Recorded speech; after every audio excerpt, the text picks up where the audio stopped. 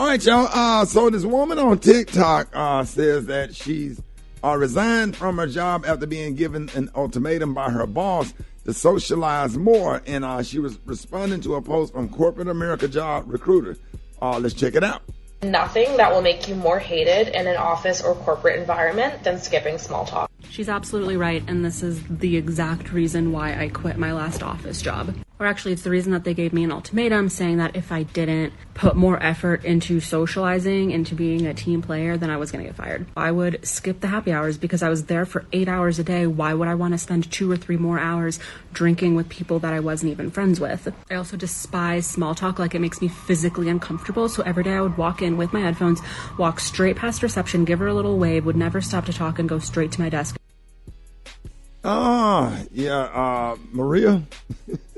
Well, I think sometimes small talk does build camaraderie between your coworkers. When it's gossip, then that takes it to another level because it can make the office environment feel uncomfortable.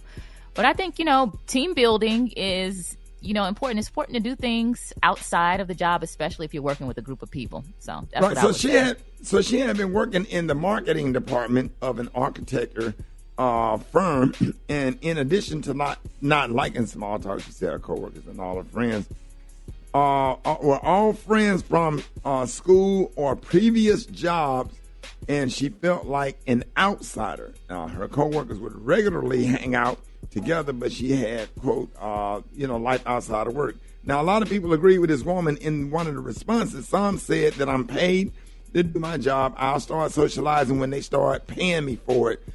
Now, others say small talk and socializing help coworkers bond and form trust. So it should be expected. So hit us up at 8669 Rickey. How do you feel about small talk at work and socializing with your coworkers after hours? How much of it do you do? So do y'all think that socializing small talk between coworkers is helpful and necessary, or not really? Absolutely. You got to have a balance of it. You got to. Because you're going to be with these people for 8 hours out of the day or however long your shift is. Not saying that you got to just overly do it. Don't be one of them gone now type people. Yeah. But you got to socialize with your coworkers. You got to. Yeah. Now, I done seen in office settings before. I've been to corporate events or whatever. I just don't like mixing alcohol. You know what I mean? Because that's why I don't. I have adult kids, but if they're gonna drink, they're not gonna drink with me or around me, because sometimes alcohol can make people cross the line.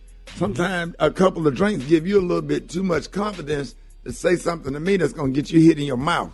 I'm talking about my kids, that is.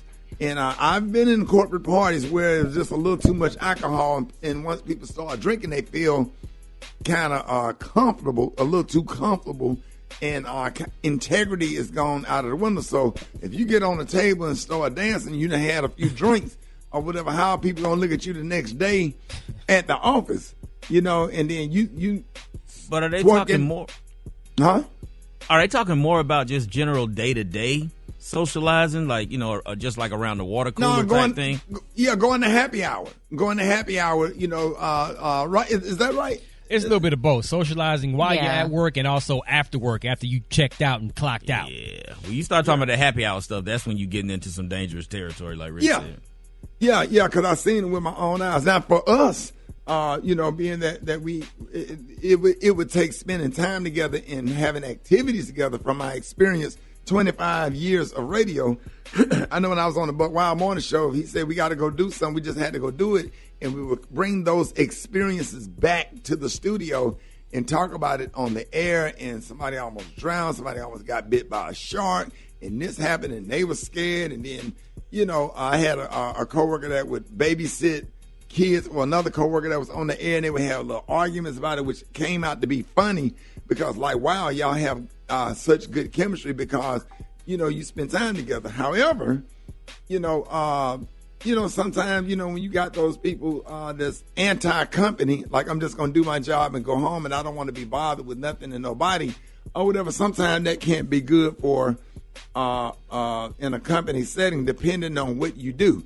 You know what I'm saying? Law firm, one thing, but a TV show, when I had my TV show, I made sure that we had activities scheduled together so when we get on the set or whatever, we had chemistry. So you see a lot of football players hang out or whatever. The quarterback take the offensive lineman out for steaks or whatever because, hey, these are the dudes they got to block for you. I don't know. I'm just saying. You preaching, dog. It's all good. Yes, sir. Yeah. So spending some time together and comedians kicking it and stuff like that or whatever, and you just have more, you're just more comfortable. So I want to see what y'all got to say. 866-9-RICKEY, 866-9-RICKEY. Good morning. I think you go to work to do a job. I don't think you go to work to make friends. It's very simple. You go to work to do a job, to, take care of your family, not to make friends and get involved in all that what's going on, that side stuff at the job. Well, I think that socializing with coworkers after hours, it really helps strengthen the quality of workplace relationships. When you communicate about non-work matters or even work matters, you're more likely to work more effectively. I just think it's not mandatory, but yeah, I worked at a job for 6 years, never had a problem, loved the job, great pay, everything. We get a new manager and she tell me I hurt her feelings by not keeping up conversation with her. She started cutting my hours, didn't give me a raise, writing me up for little stuff, man. It's people really being they feelings. I don't like it. I'm private. I stay to myself. I'm cordial. I speak. Good morning. Hey, how you doing? But anything other than that, that's just too much. We're not friends. I'm not here to be your friend. I'm just here to work. Yeah. Well, and I will add this: don't come in with all that talking and hanging out, and then all of a sudden, abruptly, you ain't talking to nobody, and then claim that you antisocial and you private. So don't switch it up either. Yeah. Or you come in quiet and don't switch it up. Be who you are. Because people try to hire people and put people on the team that's going to gel with the rest of the team, depending on what you do. Did I explain that right, Kate? Or am I? Yeah, I think it is. I think it's a little bit more complex than we can really get into because you're talking about interpersonal relationships, and everybody has this different level of social skills too. Some people just don't have the social skills to interact with people like that. And there's a difference between being social and telling all your business to people that's telling your business to other people. Right. You know what I'm saying? You don't want to get into that either. Absolutely. Yeah. All right, y'all. Hey, if you couldn't get through, hit us up on the Facebook page, 866-9-RICKEY, 866-9-RICKEY, or just hit us up on Rickey Smiley Official. More Rickey Smiley Morning Show coming up.